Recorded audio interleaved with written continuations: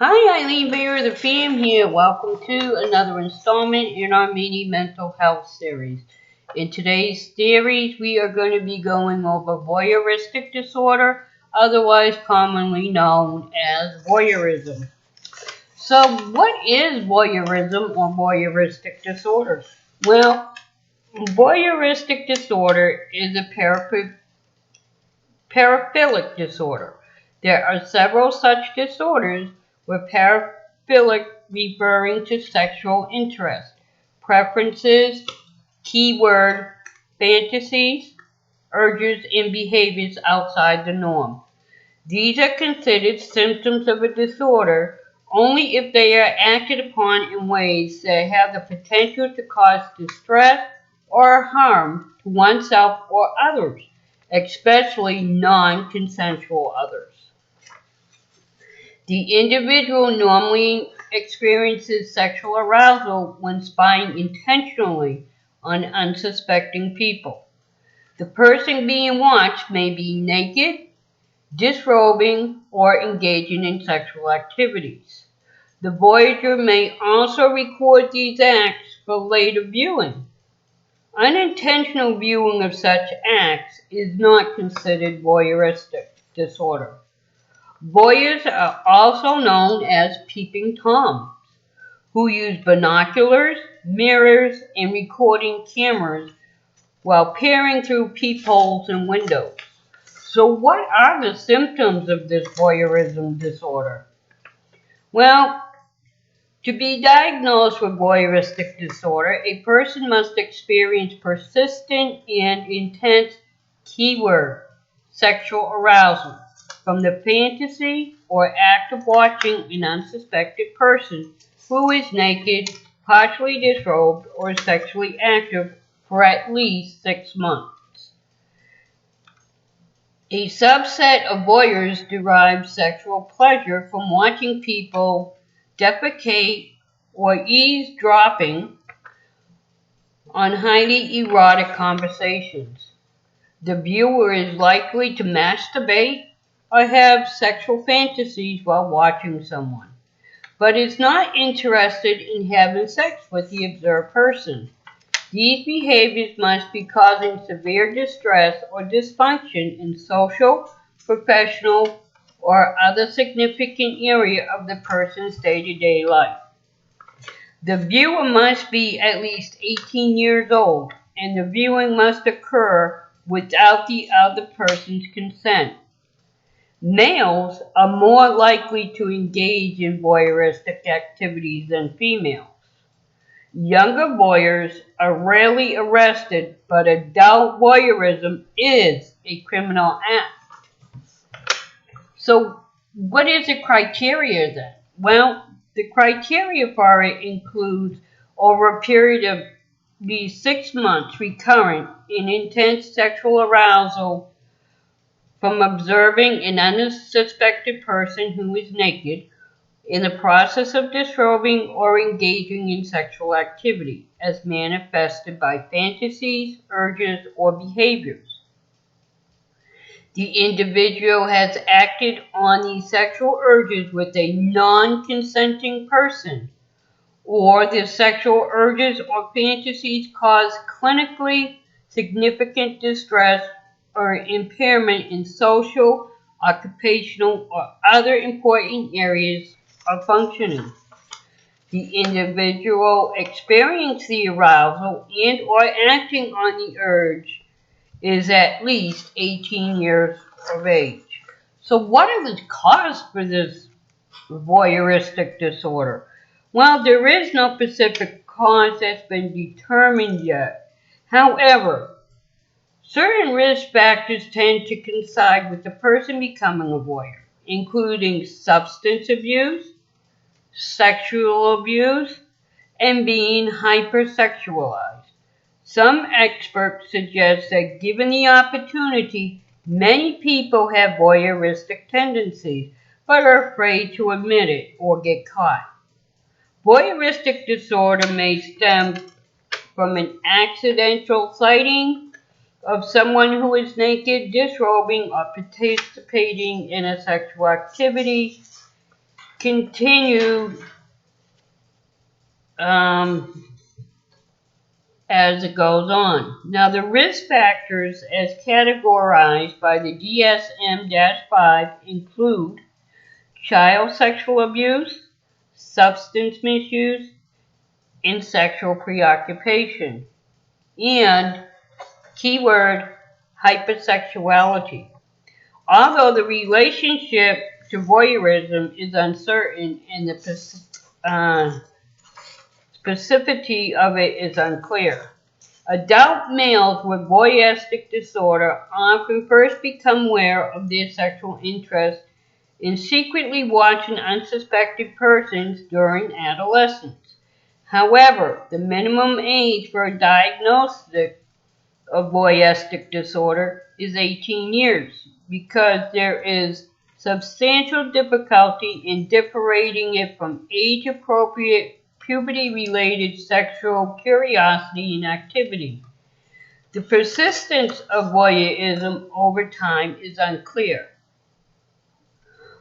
Excuse me. Voyeuristic disorder, however, requires one or more contributing factors that may change over time with or without treatment.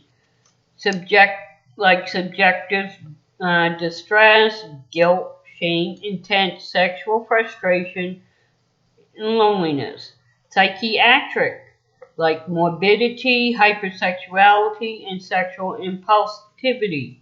Mental health impairment or the propensity to act out sexually by signing on unexpected naked or sexually active persons. Therefore, the course of voyeuristic disorder is likely to vary with age. Is there any treatment for this?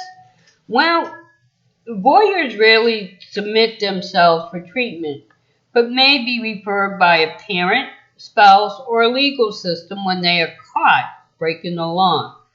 Treatment for voyeuristic disorder typically involves psychotherapy, support groups, and medication. Early treatment may include teaching the voyeur socially appropriate behaviors, such as respecting others' privacy, and training them to avoid locations where they'll be more tempted to engage in their voyeurism. Cognitive behavior therapy, which can help the individual learn to control the impulse to spy on others and learn new and healthier ways to become sexually aroused. Antidepressants always help because that balances the brain chemicals and reduces the impulsive behavior, or inorganic drugs that suppress sex drive may be used to treat the sexual sadism disorder. So that's about voyeurism. If anybody ever known anybody like that, it's hard to treat because, like they said, not many people that have it will admit to it. Unfortunately, that goes with a lot of other mental disorders. People that, don't think they have it, and they don't, or if they know they have it, they don't want to get treated for it, so they don't go and get help until they're caught. Now, as you can see on the screen, it gives you a briefer definition of voyeurism.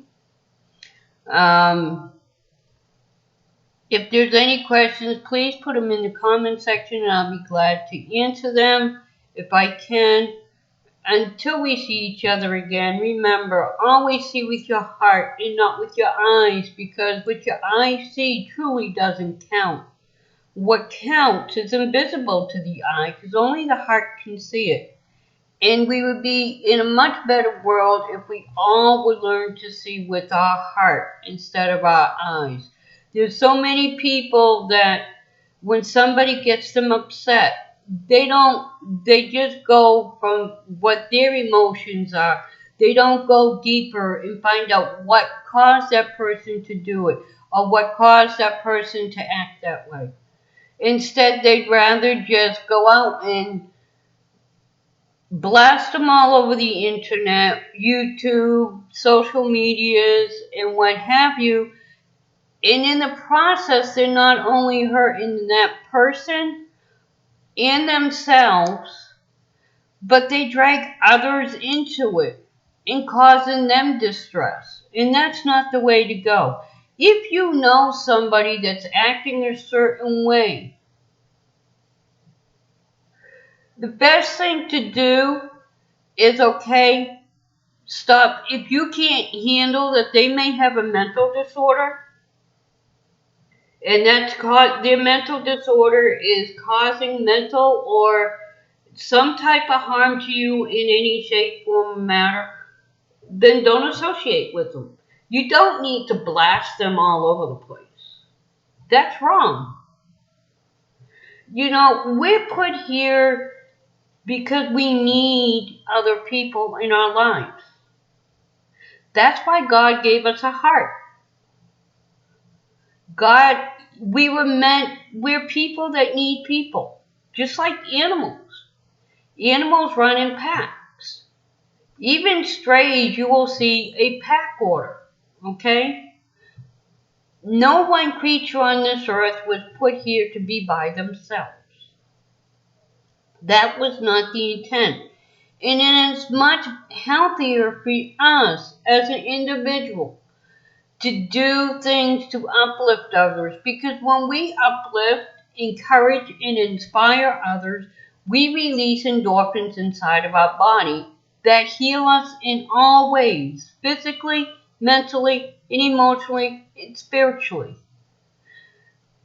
And we have a negative effect on our health when we do the opposite of that. When we bring somebody down, we get sicker quicker. And we bring that on ourselves, and we don't realize that. So please remember, it's much better just not for the other person as much as it is for you to be the better person. It's healthier for you in all shapes, forms, and aspects. Mentally, physically, emotionally, and spiritually. Don't go and blast somebody if they've done something wrong to you. It's not right. That's not seeing with your heart. That's seeing with these. You're only seeing the shell. You're not seeing the inside. You don't know where that person's walked. You don't know what their life is, just like they don't know where you walked or what your life is. So don't judge. If you have to walk away, walk. You know, before my husband passed, we used to have a saying that we used to always go by. And it's kept my marriage strong until I lost him to cancer. If we could not talk it out, we would walk it out. So if you cannot talk to that person that said something upsetting to you in any shape, form, or matter, then walk away. Leave it at that. Walk away. Don't go and say another victim of this person or this person did that to me. Don't go and blast it, because you're not helping the situation. You're only adding fuel to the fire. Okay, remember that. And I love each and every one of you. Yes, I'm getting up close because I do. I care about you all out there. These here are to help make us better. This is why I do this. So that we can have a better understanding of everybody. Because everyone matters. Yes, you matter to me. Yes, you. You matter. You're important to me. And I love each and every one of you with all my heart. For who you are. Not what you did wrong or anything. I love you for who you are. Just the way you are. So until I see each and every one again, love you. Bye for